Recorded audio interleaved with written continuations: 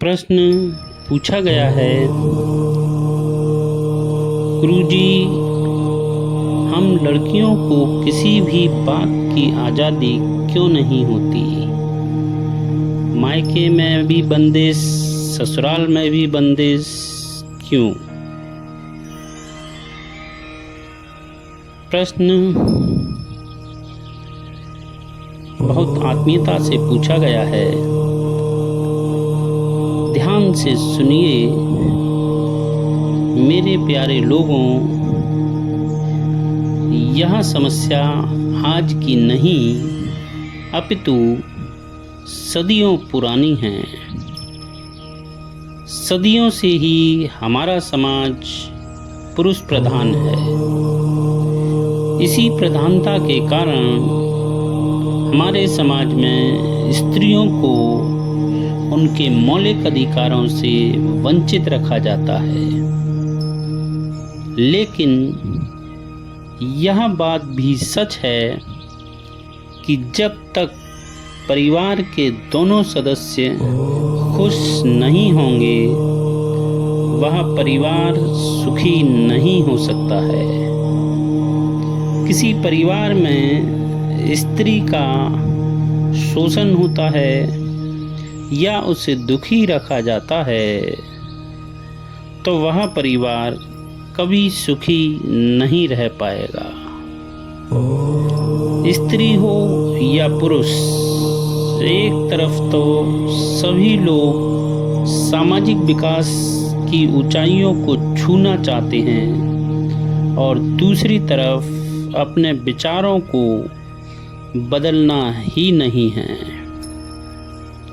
पर यह दोनों एक दूसरे के विपरीत नहीं हैं। स्वाभाविक है, यदि आप सामाजिक विकास चाहते हो तो विचारों को भी आधुनिक बनाना होगा। मेरे प्यारे लोगों, एक स्त्री भी अपनी माँ के स्वभाव में ही अपने आप ढल जाती है।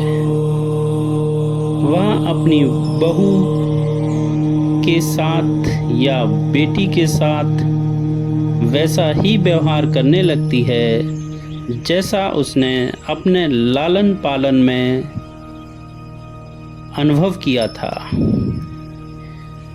विचार जीवन का आधार है और इन्हीं विचारों के साथ जो उसके अनुभव में है अपने बच्चों को पालते हैं।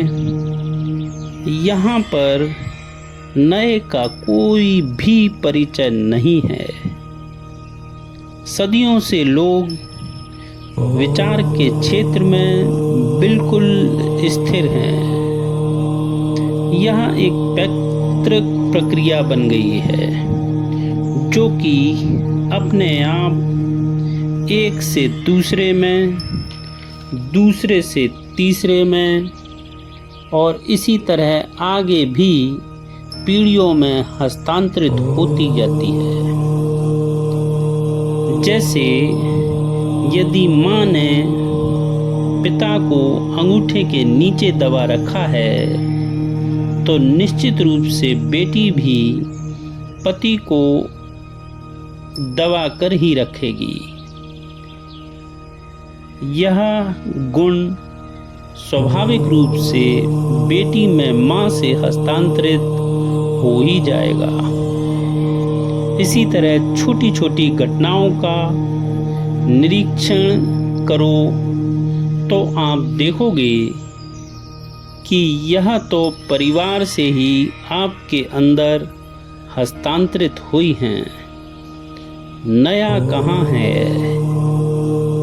और जब आप ही नए नहीं हो तो नए की कामना क्यों करते हो?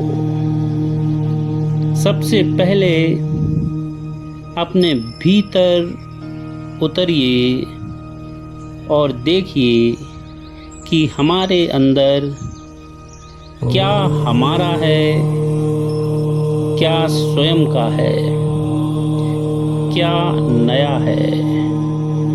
फिर स्वयं को बदलो, फिर दूसरों से नए व्यवहार की कामना करो।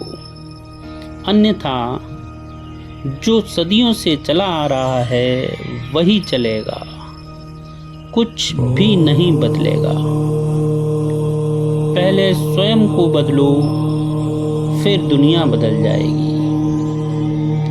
सामान्यतः मानव स्वभाव आलस्य से भरा होता है, वह स्थिरता की ओर केंद्रित होता है और नयापन अस्थिरता से उदित होता है। यह बुनियादी टकराव होता है जो हमारे समाज में नयापन नहीं आने देता। समाज स्थिर रहना चाहता है और नया विचार स्थिरता को भंग कर देता है।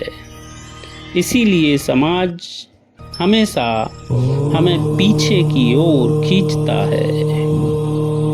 यदि हम नए विचारों को वास्तव में लाना चाहते हैं तो सबसे पहले हमें शिक्षित होना होगा। शिक्षा हमारे वैधानिक अधिकारों से हमें अवगत कराती है। जहाँ पर स्त्री हो या पुरुष, समानता का अधिकार लागू होता है। शिक्षित होने से मेरा अर्थ केवल डिग्रीधारी होने से नहीं, अपितु वास्तव में सोचने समझने की शक्ति जागृत करने से है।